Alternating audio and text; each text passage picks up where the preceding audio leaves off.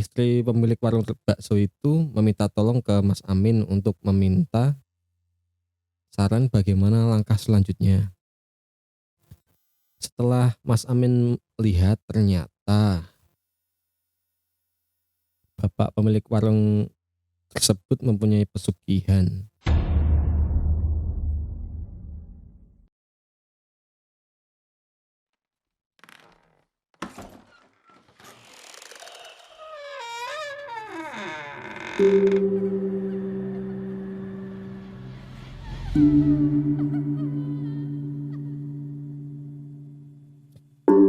Halo semua, selamat malam dan selamat datang di Seram, sepenggal cerita malam.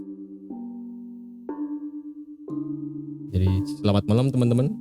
Halo, selamat malam. Selamat malam. Masih di sini ada saya Iksan, ada juga Rizky seperti biasa. Oke.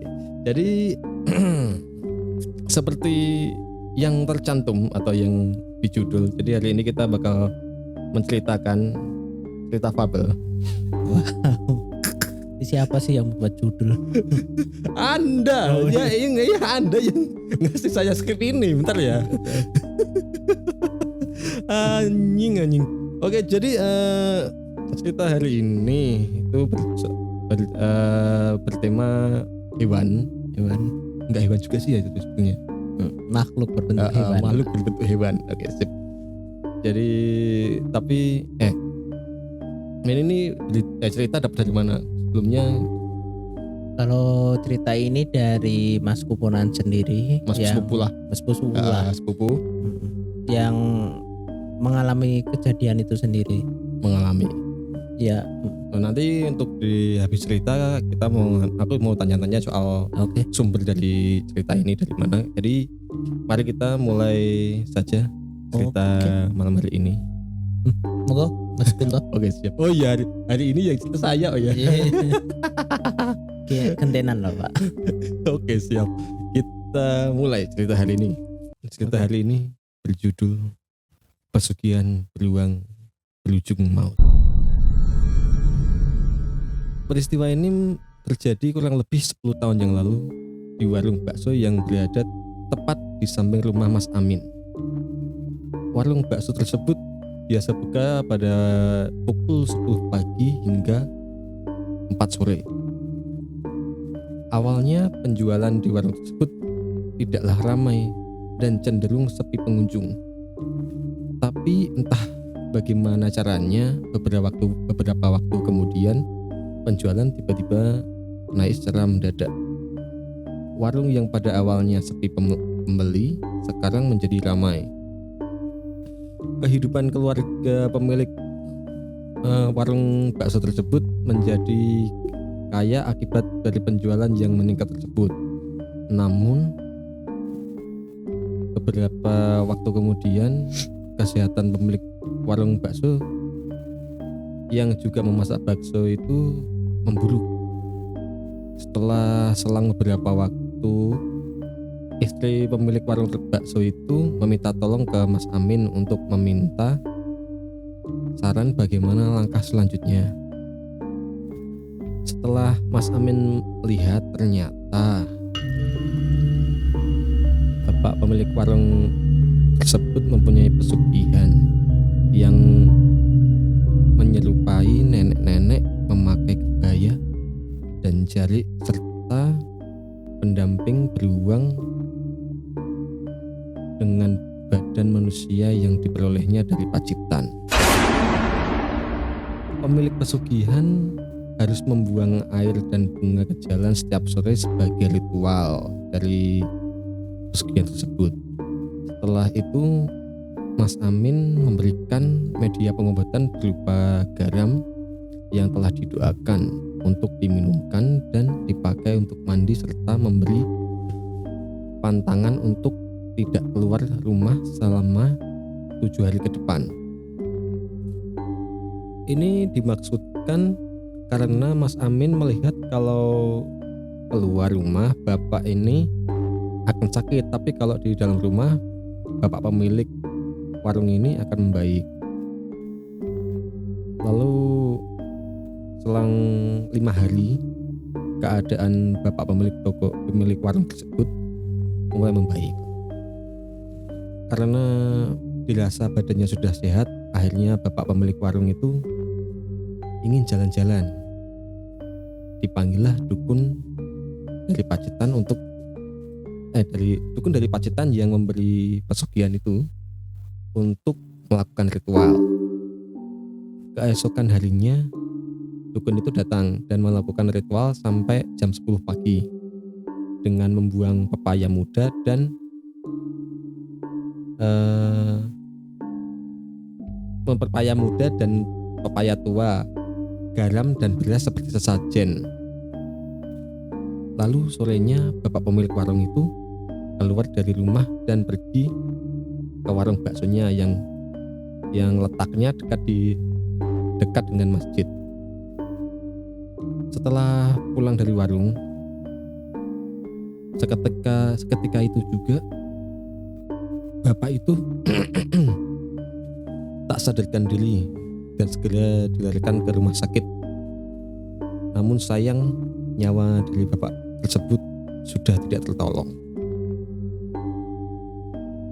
Ternyata usut bapak pemilik warung tersebut tidak mengetahui kalau makhluk itu masih menunggu sampai 7 hari untuk membunuh bapak pemilik warung. Media garam yang sebelumnya diberikan Mas Amin dimaksudkan untuk melindungi pemilik warung dan rumahnya dari serangan makhluk tersebut.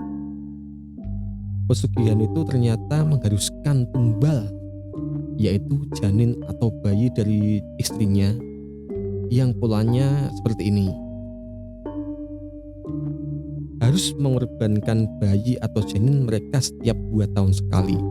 Jadi anak pertama mereka setelah 1 tahun lahir, anak kedua sehat. Lalu ketiga meninggal, setelah itu setelah 1 tahun anak keempat hidup, lalu anak kelima meninggal.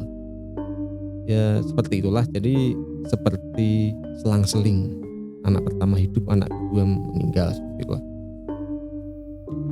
Dan itu dilakukan sebagai tumbal untuk makhluk tersebut agar pesugihannya berjalan dengan lancar. Mas Amin berkata semua pesugihan itu ada satu orang juru kunci khusus di setiap wilayah dan memiliki ritualnya masing-masing. Rata-rata pesugihan harus berpasangan, yang belum menikah tidak bisa. Dan pesugihan memiliki sistem mengambil rezeki anak seketurunannya, dan yang kaya hanya orang tua mereka. Mas Amin juga berkata jika ingin keluar dari pesugihan, caranya harus benar-benar bertaubat dan semua harta hasil pesugihan tersebut disedekahkan ke masjid. Oke, seperti itu ceritanya ya teman-teman. Ini sudah selesai ceritanya. Jadi Kita serius toh. gimana? Oke, gimana? Ya udah serius. Oke, kita mulai breakdown atau membahas lebih mendalam gimana sih kok bisa terjadi kayak gitu, gimana men? Oh iya, sebelum itu aku mau tanya background dari Mas Amin ini gimana? Coba jelaskan dulu biar teman-teman nggak bingung kok tiba-tiba ada Mas Amin di sini. Oke, jadi teman-teman, untuk Mas keponakan saya sendiri, Mas Pupu itu sebenarnya dia punya kelebihan yang sebenarnya kita turun temurun itu punya. Dari Eyang diturunkan ke Simbah waktu itu, terus Simbah kebetulan Mas Amin, langsung ke Mas Amin. Dan dia mendalami itu sebenarnya sama timnya, makanya dia bisa melihat dari kecil atau membantu kayak inilah. Tapi dia itu walaupun mendalami itu, dia tetap berpikir rasional.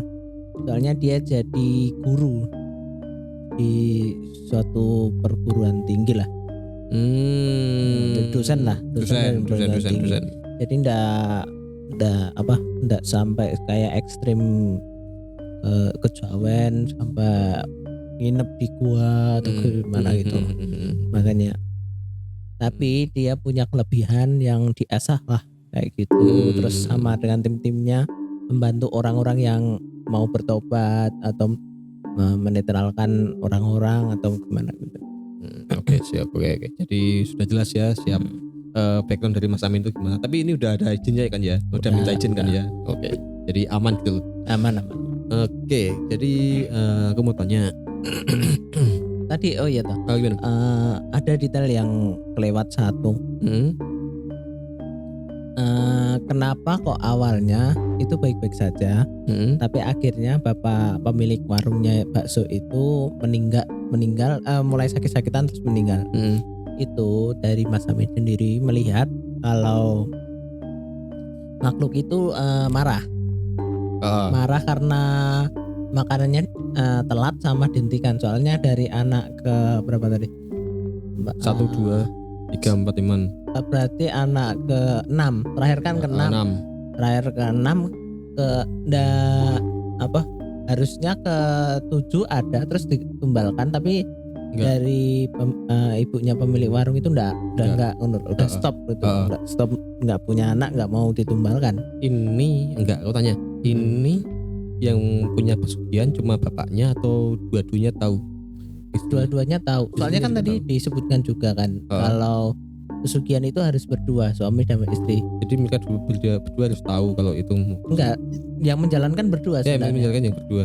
Oh iya, berarti harus tahu semua berarti kan? Ya pasti tahu. Soalnya harusnya diajakkan ke tempatnya itu kan juga. Ternyata masih ada ya praktek-praktek kayak gini. Masih. Terus apa lagi, mau tanya apa lagi tadi, aku lupa malahan. Oke, jadi sebenarnya kita juga dapat tawaran dari Mas Amin sendiri buat ikut praktek apa, Min? Praktek apa namanya? Praktek penelusuran. Iya. Karena saya takut jadi saya tidak mau. Saya juga sebenarnya nggak mau sih. Agak gimana gitu. Maaf lu Mas Amin kalau dengerin podcast ini, soalnya emang bilang takut, soalnya kalau saya udah dikasih tahu sih aku. Udah. Oh iya. Udah saya tahu. Oh iya udah. Alhamdulillah gitu loh. Benar gitu. Apa yang mengganjal ini memang tragis loh sebenarnya. Jadi ya, memang pesugihan tuh memang banyak. Tapi itu yang apa namanya teman-teman, pesugihan dan yang tidak jalannya benar, tidak barokah itu bisa mengakibatkan dua hal. Menurut setanggapanku ya.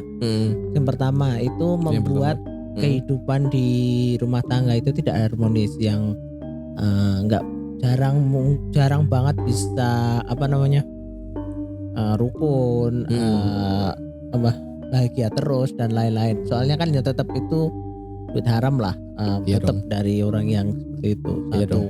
Yang kedua, pesugihan itu menghabiskan harta anak cucunya.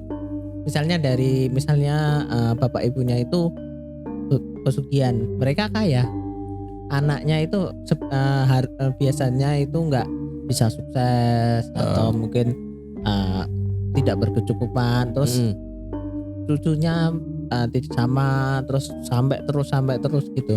Jadi kasarnya orang yang melakukan pesugihan ini jatuhnya mencuri rezeki dari anak keturunannya ya. Sungguh amat sangat. Tapi yang aku nggak habis pikir itu dari bapaknya itu ya. Belum pantangannya dari Mas Amin itu kan nggak boleh keluar sama 7 hari. Oh iya, itu kok berani-beraninya dia malah keluar dari situ. Dan lagi dia malah lebih parahnya dia manggil dukun yang ngasih pesugihan itu kasih itu buat apa? Ya mungkin itu dari wallahu alam sih, dari Tuhan apa dari Allah itu kan. Enggak. Ini gimana? Kan si makhluk dari pesugihan ini kan mempunyai niat buat membunuh si pemilik pesugihan di 7 hari. Ya sebenarnya itu membuat ditutup itu loh. Oh iya, maksudnya menunggu lengahnya itu. pemilik pesugihan itu. Lah gini loh, kan Mas Amin tahu. Mas Amin tahu kalau itu makhluk itu menunggu bapaknya selama 7 hari. Kan harusnya si dukun dari Pacitan ini tahu dong. Itu sih aku nggak tanya sih, tapi apa Enggak, logikanya aja lah. Logikanya kan dia yang ngirim, dia yang ngasih. Harusnya dia tahu dong maksudnya si makhluk panggilan ini, makhluk pesugihan ini. Kalau di makhluknya itu berbohong. Misalnya gini ya. Oh iya sih, iya tahu. Emang makhluk kayak gitu emang penuh dengan dusta, iya. Dusta dan mereka kan melakukan segala cara untuk buat balas dendam lah jatuhnya, balas dendam ke orang yang melihara dia gitu. Masalahnya kan aku curiganya sama si kok aku malah curiga sama dukun dari Pacitan ini. Dia ngelakuin ritual itu buat apa?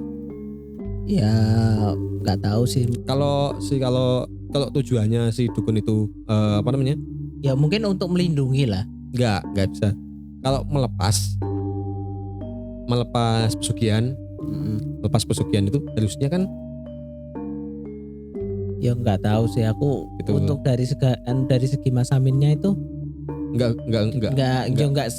ngobrol sama dukunnya juga. Maksudnya nggak ngomong kalau itu gimana apa? Itu ritual buat apa kan? Nggak ngomong gitu kan? Nggak ngomong. Ya nggak mungkin diomongin juga. Nah ya. Menarik ya.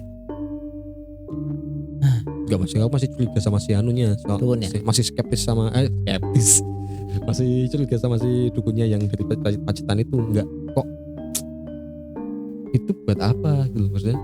Kalau dia ngasih perlindungan kok masih tembus gitu kan gitu. Dia yang minta mungkin sih ya nggak tahu sih. Nah pasti kan bapak pemilik warung ini dia kan minta dukun dari Pacitan ini buat ngizinin. Kasarnya kan dukun itu kan perantara dari orang biasa ke makhluk yang mau dijadikan pesugihan kan. Sampai mana lah lupa atau malah aku. Kenapa kok nggak tuh? Kenapa kok dari dukunnya ya sudah membuat perantara tapi kok tetap masih diincar gitu? Kan yang menghubungkan pemilik pesugihan ini sama makhluknya kan dukunnya. Kalau dukun itu memisahkan harusnya udah dong. Gitu. Ya nggak tahu sih. Mungkin itu tapi dari segi dari pengalamanku, dari melihat dan mendengar dari pesugihan, kalau nggak pakai caranya tobat atau gimana, rata-rata nggak bisa putus dari pesugihan. Jadi kemungkinan itu cuma buat ben selamat lah. Tapi kan selamat biar selamat dari pesugihan itu. Tapi ya sama aja, soalnya zat tertinggi lah yang berkuasa gitu. Ya tetap. Gitu. Tetap. Gitu. Bener-bener kan dulu, bener-bener tragis loh ini ceritanya. Entah kenapa. Oke. Untuk follow up dari pemilik atau pelaku pesugihan beruang ini gimana sih sekarang? Dagangannya tuh? Dagangannya lah atau keluarganya lah, terserah. Kalau keluarganya kemarin aku tanya-tanya Mas Amin, sama aku kan sering lewat juga. Iya. Itu pertama ya dagangannya tetap lebih sepi lagi dari sebelum-sebelumnya. Terus cabang keduanya juga sepi banget. Terus yang kedua dari keluarganya itu kurang ada harmonisnya lah. Sering ya cekcok mungkin dan lain-lain. Itu anak-anaknya tahu nggak sih kalau bapaknya ini tuh? Nggak tahu sih, mungkin nggak tahu sih keluarganya. Nah ya, jadi sedih sih sebenarnya. Ya Allah. Tetap orang itu kalau menempuh bukan jalannya Gusti Allah atau dari Allah itu tetap beda. Teman-teman, kalau kalian ini mau meraup kekayaan atau mau mencari uang, kalau aku teoriku, kalau kalian mau cari uang, capek lah. Kalau mau cari uang tuh capek. Kalau bikin podcast gini capek loh. Tuh capek dong, Capek. apalagi aku. Iya. Ini bokongmu sakit loh ya. Oke, aku masukin cerita bentar. Masih ingat, teman-teman masih ingat cerita kos berhantu yang part 3? Oh ya. Itu Anda tidak mau mendapatkan gangguan saya ya setelah kalian dengar ada suara. Mungkin aku ngasih caption di tengah-tengah video itu, kita berdua posisi sama kayak gini. Tiba-tiba di telinga kita, di headset kita berdua kedengaran suara gitu kan. Itu satu. Ya. Itu satu. Kita cuma ngalamin satu itu. Nah, pas aku ngedit yang ke part 3, yang di part 3 itu aku ngedit. Wow. Lemes aku. Jadi ceritanya gini, aku ngedit video tersebut dan aku madep ke layar komputerku dong. Nah, pas di mana kita ngedenger suara itu kayaknya kok mataku ini ketarik ke arah pojok kamar, pojok kiri kamar yang tepat di pojok atas, pojok kamar bagian atas. Entah kenapa harus kok mata ini pengen lihat ke sana aja gitu loh. Gitu. Rasanya mantap. Wah ya Allah. Itu setiap ngedit, entah kan aku kalau ngedit video putar dari awal sampai akhir non stop. Paling aku stop pas mungkin kurang efek suara atau suaranya kekecilan, aku potong aku besarin gitu loh. Nah ini kok aku non stop pas selalu di daerah itu. Habis itu suara hawa di kamar itu kok tiba-tiba langsung merinding. Enggak enak. Enggak enak, hangat, panas gimana gitu. Tapi ya itu, kalau aku matiin aku tutup editannya aku tutup, aku matiin komputer, udah aku tidur. Males aku. Untung saya nggak Ya kena sial aku terus loh teman-teman. Mau gimana? Magnetnya kayaknya kita kayaknya ngantongin apa ini, nggak tahu. Lu diruat. Entahlah. Jadi mungkin semoga aku ngedit video yang kali ini nggak dapat gangguan. Insya Allah nggak dapat gangguan lah. Jadi kucing. Ada tambahan dari Siman dulu, dari Rizky dulu. Apa? Soal untuk cerita ini kah? Ya, pesanku tetap seperti tadi. Kalau benar kata Kunto, kalau mau kaya, kalau mau sukses berhasil, capek lah. Dan jangan lupa sedekah. Nah, dan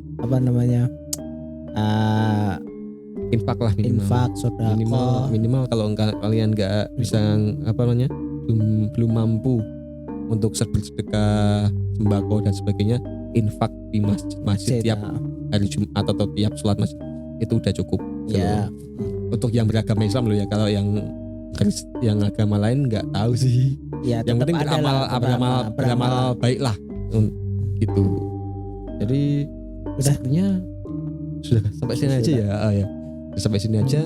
Jadi sekian cerita pesugihan beruang berujung maut ini. Ingat teman-teman, nggak boleh meniru yang ada cerita ini. Itu uang haram. Jadi uang panas.